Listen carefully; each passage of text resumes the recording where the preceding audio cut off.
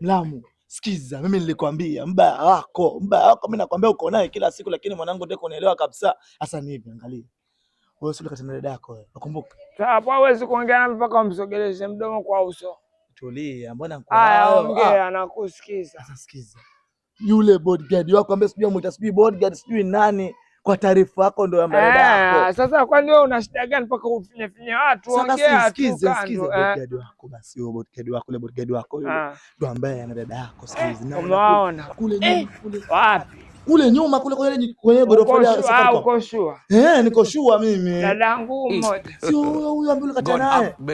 Umeona? Good. Umeona wapi? Dile sema umemwona wapi? Sio hivyo na hapa mchimu kama mimi nakwambia nini mimi. Amesema amekuona na dadangu. Sio hivyo, mbona unasingiza? Jomba sio mimi walai tena kama mimi nasema hivyo. Angalia mwaniumiza mimi, piganeni kando. Uko hivyo. Jomba sio mimi, tulia.